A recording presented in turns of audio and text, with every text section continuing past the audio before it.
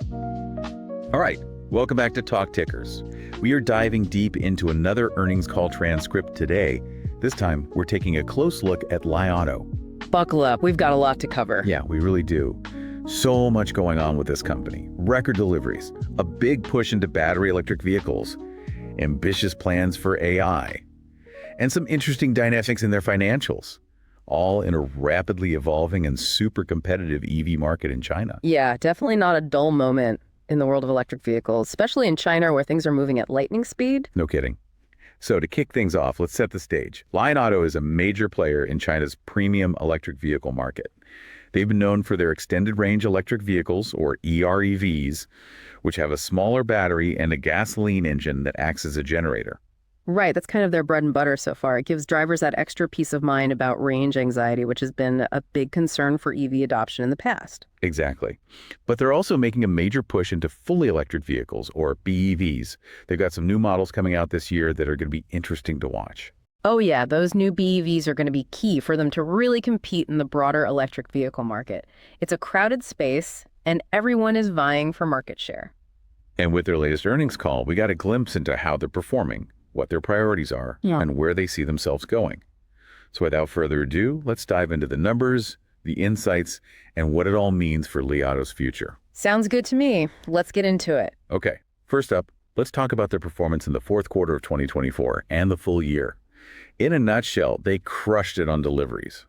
In Q4 alone, they moved over 158,000 vehicles out the door. That's a huge number. Like a record-breaking number. Really shows you the strength of their brand and the demand for their vehicles right now. Right. And for the whole year, they delivered over 500,000 vehicles. That's a massive milestone, not just for LII Auto, but for the entire emerging NEV industry in China. Especially for a company that's focusing on the premium segment, it tells you they're striking a chord with buyers who are willing to pay a premium for their vehicles. For sure. Now let's break down those deliveries a bit further. Each model in their LII series, the L6, L7, L8, and L9, has individually surpassed 200,000 cumulative deliveries.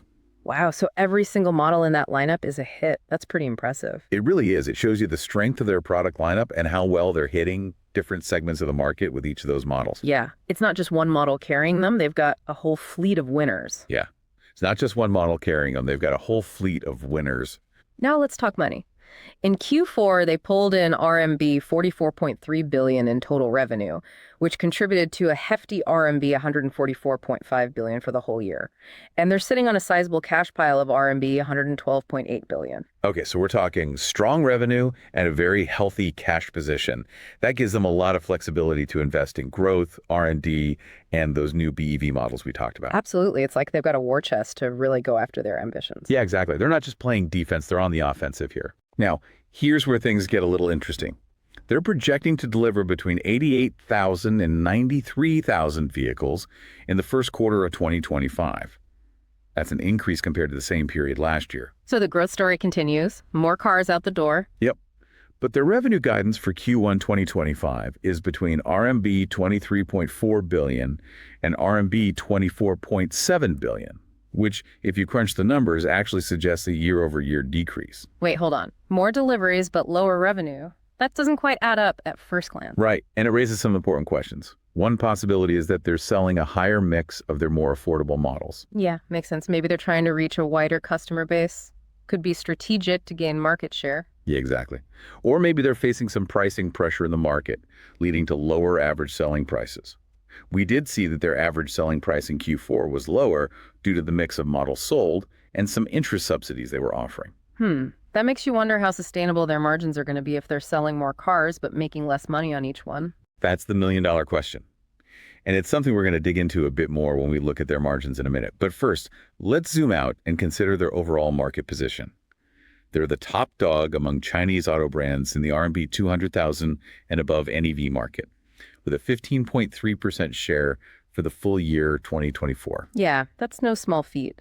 To be leading in the premium segment of the world's largest electric vehicle market, that's a statement. It says a lot about their brand recognition, the appeal of their products, and their ability to execute in a very competitive landscape. And that they're not just appealing to a niche audience, they're capturing a sizable chunk of the higher-end market. Okay, now let's unpack their financials a bit more. In Q4, their vehicle sales reached RMB 42.6 billion. That's up both year over year and compared to the third quarter. So they're selling more cars, bringing in more revenue. On the surface, that looks pretty good. It does. But like we mentioned earlier, there are some things to consider. Their cost of sales also increased in Q4 to RMB 35.3 billion. That makes sense because selling more cars usually means higher costs. Yeah, but it's the relationship between those two numbers that you want to keep an eye on.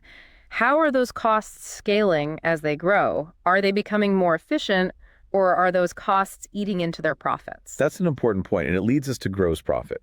In Q4, it was RMB 9 billion, which was actually down both year over year and compared to the third quarter. And their vehicle margin, at 19.7%, was also lower than the previous year and quarter. Okay, so now those margin pressures we were talking about earlier are starting to come into focus. They're making less money on each car they sell. They pointed to a few reasons for the margin squeeze: the types of cars they sold, some losses on purchase commitments, and those interest subsidies they were offering. Right, so it sounds like it's a combination of factors. The shift in product mix toward more affordable models, maybe some hiccups in managing their supply chain, and those discounts they're giving to entice buyers. All those things can chip away at their profit margins. And the company's saying we're going to see more of that in the first quarter. They're guiding for a vehicle gross margin of around 19%. That's continuing the trend of tighter margins, at least in the short term. It will be interesting to see how it plays out as the year progresses. Okay, so their overall gross margin in Q4 was 20.3%, which was also down compared to the previous year and quarter. So the big question is, how are they going to manage these margin pressures going forward? Yeah, that's going to be key for them to maintain their growth trajectory and profitability over the long term, especially as competition in the NEV market intensifies. It's a balancing act. They want to sell more cars, but they also need to make sure they're making money on each car. And in a rapidly growing market, sometimes you need to sacrifice margins to gain share. Right. It's a strategic decision. Do they prioritize growth, even if it means lower profits for now, or do they focus on protecting their margins? It's a tough call. All right, let's move on to something a little more positive. Their operating expenses actually decreased significantly in Q4, falling to RMB 5.3 billion. This was driven by both lower R&D spending and reduced general and administrative costs. Wow, that's a pretty big drop. That suggests they're getting more disciplined with their spending and finding ways to be more efficient.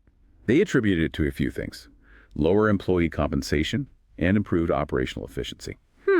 That employee compensation piece makes you wonder if they've had to make some adjustments to their workforce. But the improved operating efficiency is a good sign. It means they're streamlining their processes and getting more bang for their buck. Exactly. And this contributed to their income from operations, which actually increased to RMB 3.7 billion in Q4. That's up both year over year and compared to the previous quarter. Okay, so that's a positive sign. Their efforts to control costs are paying off, and they're seeing improvements in their operating income. And all of this ultimately led to a net income of RMB 3.5 billion in Q4. That's down compared to the year before, but up from the third quarter. So it's a mixed bag. They're still making money, but those margin pressures are weighing on their profitability. But at least they're managing expenses well and seeing improvement in their operating income. All right.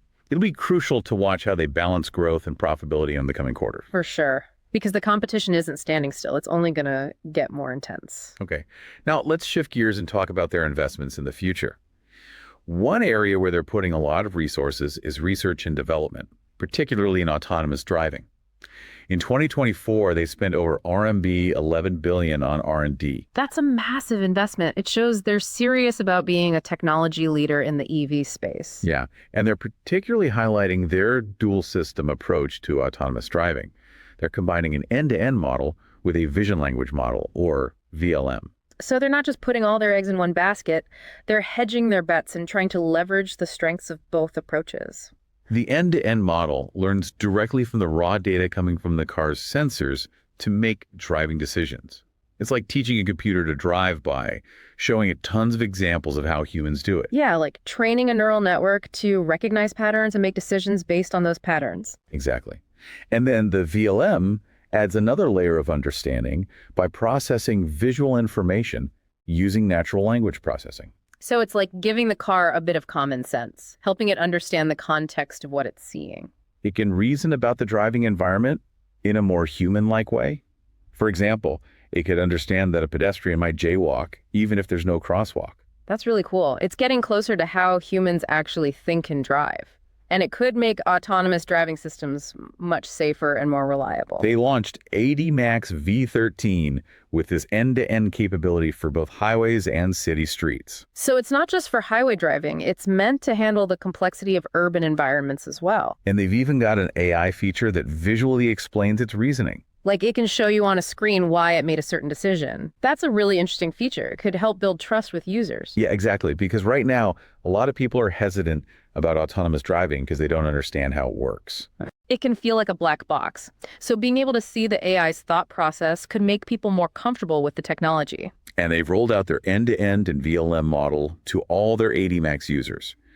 This model has been trained on a massive data set of 10 million video clips. Wow, 10 million video clips. That's a lot of data. It is. And they're claiming to be the first Chinese automaker to achieve this scale of video data training for their autonomous driving models. And that's a big deal because the more data you have, the better your AI models can perform. It's like giving the AI more experience to draw on. The more it sees, the better it can handle different situations. And they're not stopping there. They're already working on their next generation vision language action, or VLA architecture, which they plan to debut with their first BEV SUV, the LII8. So they're pushing the boundaries even further. VLA aims to integrate vision, language, and the ability to take action into one unified AI model. It's like the next level of autonomous driving. It shows they're really committed to staying at the forefront of AI development in the automotive space. They want to be more than just a car company. They want to be an AI powerhouse. Now, let's talk about another critical piece of the EV puzzle. Charging infrastructure.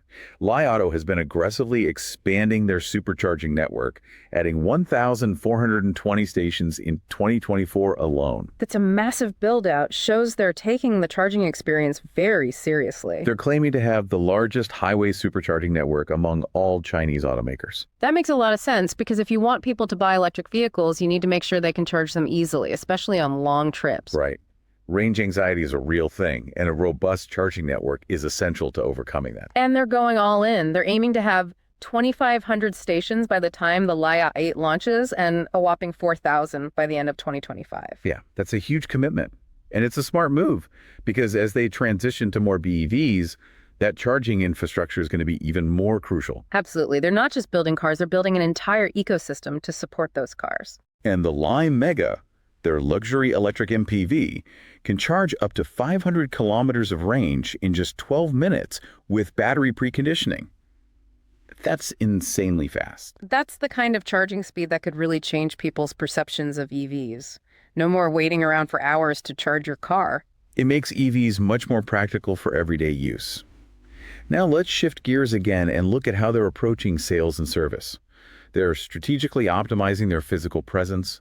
They've been moving more of their sales centers into major auto parks. Oh, yeah, that's a smart move because you're putting your dealerships right where people are already shopping for cars. Exactly. It increases their visibility and makes it more convenient for potential buyers to check out their vehicles.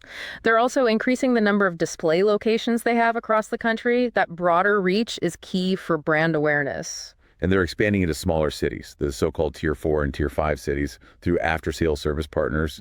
That's a more cost-effective way to reach those markets. Yeah, because setting up full-fledged dealerships in every city can be expensive.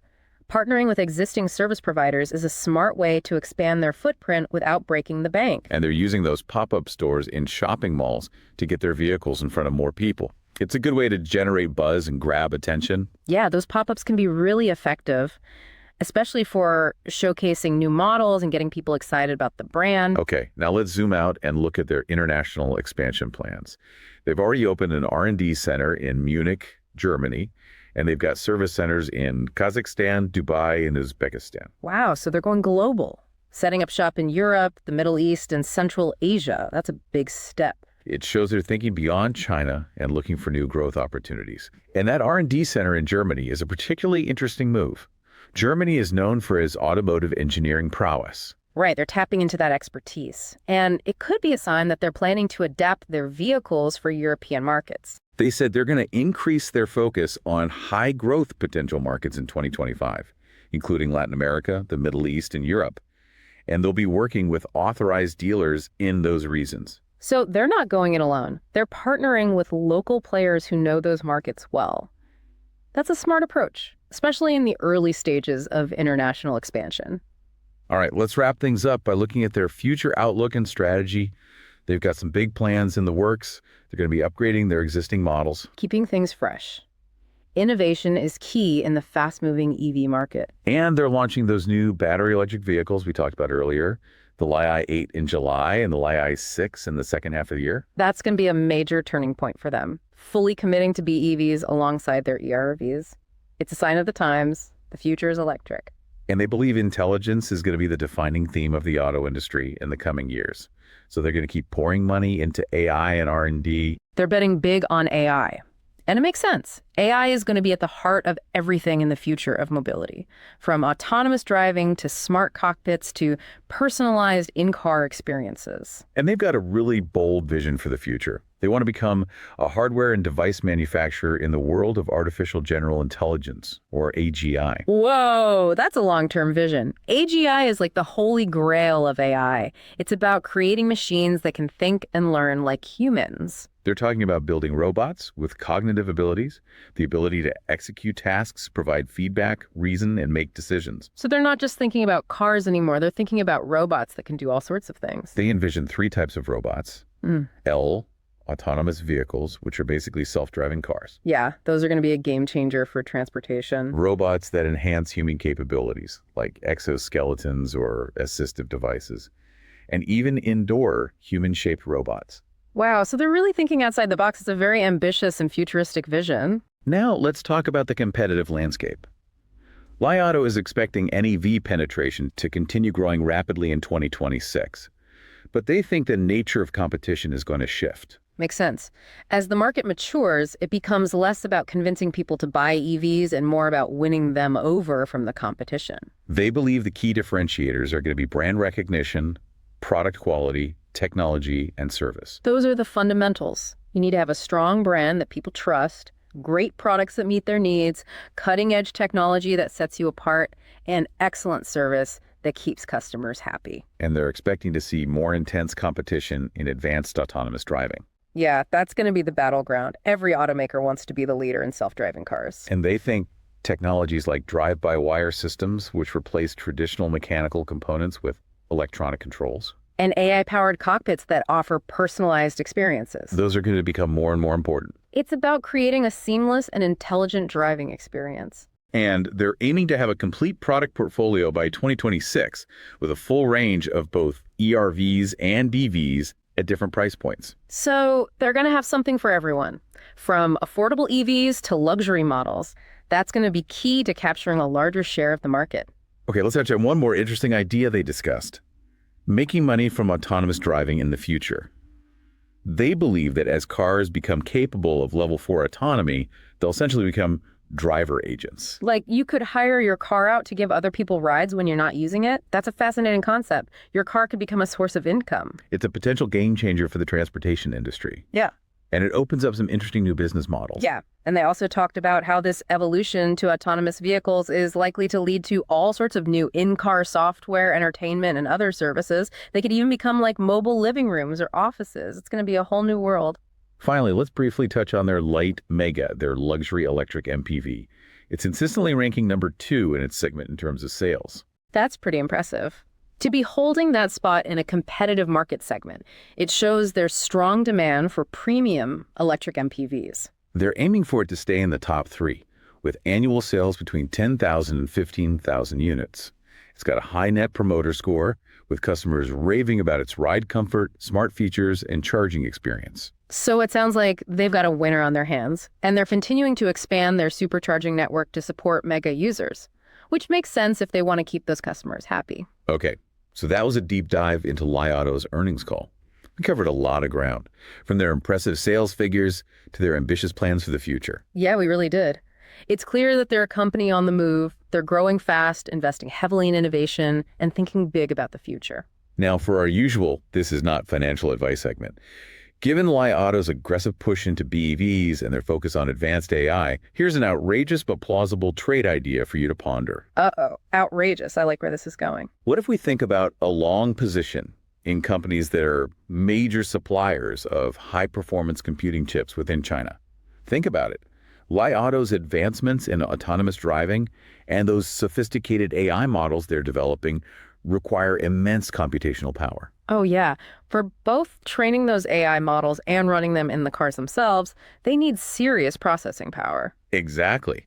And as Li Auto and other Chinese EV makers keep pushing the boundaries of intelligent vehicles, that demand for those advanced chips is only going to go up. It's a high beta play, but it could be a big winner if things go right. It's a bet on the picks and shovels of the AI gold rush. As always, it's important to do your own research and understand the risks involved. Absolutely. This is purely for discussion purposes and is not financial advice. All right, that wraps up our deep dive into Li Auto's earnings call. We hope you found it informative and entertaining. Thanks for tuning in to Talk Tickers. Until next time.